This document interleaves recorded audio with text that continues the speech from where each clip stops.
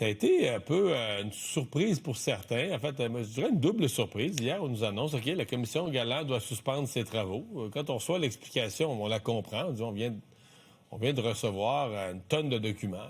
On doit les analyser, des caisses et des caisses. On doit regarder ce qu'il y a là-dedans. On doit les analyser. Sincèrement, moi, j'avais pas complètement compris que l'UPAC courait après des documents.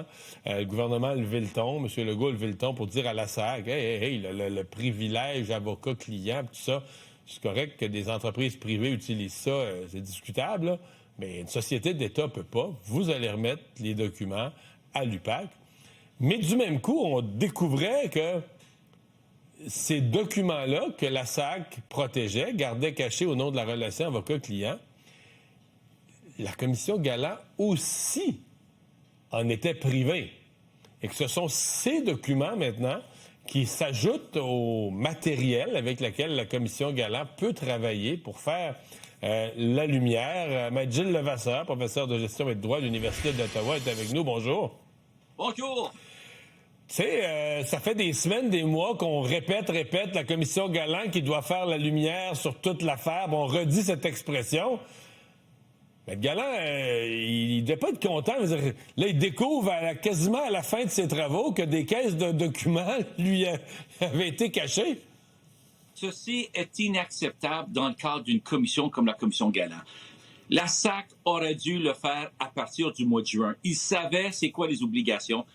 Tout le monde sait que dans un contexte d'une société de l'État, la notion de privilège, vous savez, le client avec l'avocat, ça n'existe pas quand c'est à l'intérieur du gouvernement du Québec. On a d'excellents avocats au gouvernement du Québec qui auraient pu regarder cela au mois de juin, donner une opinion, préparer les choses, faire le travail. On attend 2 mois plus tard.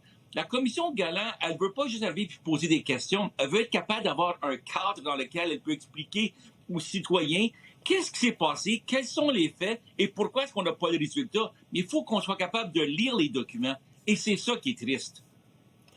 Parce qu'on pourrait imaginer, même pour les témoins qui sont déjà passés, là, de la SAC ou du politique ou autre, on pourrait penser qu'il y aurait peut-être eu dans ces documents-là des éléments, des faits, des chiffres qui auraient conduit à d'autres questions ou à des questions plus pointues, plus précises, là.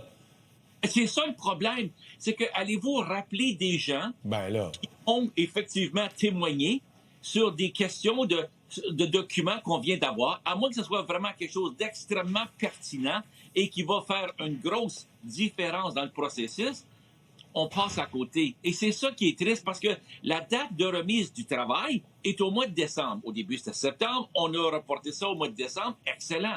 Sauf que il faut être capable de bien préparer les arguments pour être capable de dire voici qu'est-ce qui s'est passé et surtout les recommandations. Mais si on n'a pas tous ces documents-là avant la fin, par exemple, du processus, comment est-ce qu'on est capable de dire les bonnes choses? Parce qu'on ne veut pas donner des mauvaises indications, être guidé sur les mauvais faits, parce que, bref, la SAC n'a pas voulu livrer ce qu'elle aurait dû livrer. Et ça, c'est une notion aussi que le conseil d'administration est imputable. Mm-hmm. Ils ont aussi des devoirs de vérifier qu'est-ce qui se passait, pas juste à tous les grands mois, là.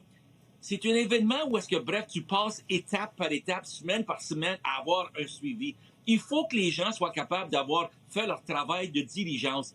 Quand on entend cela 2 mois, et ensuite, le CA dit « oui, on est d'accord », il y a un problème majeur. On est habitué de dire que quand une commission d'enquête est formée, par exemple, quand on la crée, qu'elle a des pouvoirs considérables, elle peut forcer des témoins, même le premier ministre, la théorie, elle peut forcer le premier ministre à venir témoigner, amener un citoyen à témoigner contre son gré, elle a des pouvoirs extraordinaires. Sincèrement, je pensais qu'elle avait le pouvoir d'avoir accès à la limite avec une consultation là, caviardée pour le reste du public, mais je pensais qu'elle avait le pouvoir de se donner accès aux documents pertinents à l'enquête que le gouvernement lui confie. La réponse est oui. Le problème, c'est que la SAC aurait été devant les tribunaux pour invoquer le privilège, vous savez, avocat-client, retarder la procédure, retarder le système. Donc, un juge aurait dû, dans le cas extrême, un juge aurait dû trancher document par document. Est-ce qu'il est protégé par le secret avocat-client ou est-ce qu'on peut le remettre à la commission ou à l'UPAC? C'est ça. Puis là, on se déplace dans un autre forum qui n'est plus les faits de l'événement, Mais là, une bataille juridique. Et là, on va perdre la société. Parce que les gens disent, qu'est-ce qui se passe là? On est supposé avoir des faits, étudier pourquoi est-ce qu'on n'a pas fait le travail. Là, on tombe dans un débat d'avocats. Rien de mal avec travailler dans le monde juridique, mais sauf qu'on a un délai. Les gens veulent avoir un dossier qui se ferme bientôt pour être capable d'avancer. On a perdu comme une certaine confiance dans la SAC, dans son fonctionnement, avec toute cette démarche-là. Vous dites, on a perdu une certaine confiance dans la SAC, mais entre vous et moi, au moment où on est en train de faire un exercice qui devrait avoir pour but de faire la lumière sur le passé et de rétablir la confiance dans la SAC pour le présent et pour l'avenir, la même société d'État cache encore des documents ou prend des moyens dilatoires pour les retenir. T'sais, on pourrait dire la CAQ avait déjà les culottes aux genoux avec le scandale Saclic, puis là, avec ses retenues de documents, les culottes aux chevilles, là. Ben, oui, et c'est là qu'on se pose la question. Est-ce qu'il y a autre chose qu'ils ne nous ont pas encore dévoilé? Voyez-vous, là, on dévoile des choses qu'on connaît. Est-ce qu'il y a des choses qu'on aurait pu effacer? Exemple de cela, le contenu informatique.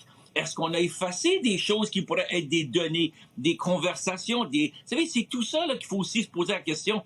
Est-ce qu'on a cette certitude que tout ce qu'on a, c'est tout ce qui existe dans la boîte? Et c'est là la prochaine étape. Est-ce qu'on a, vous savez, effacé des appels téléphoniques, ce qu'on a sur les boîtes vocales, sur les cellulaires? C'est ça qu'il faut aussi savoir, parce qu'on ne veut pas avoir de surprise dans un mois quand il va être trop tard pour être capable de faire une différence.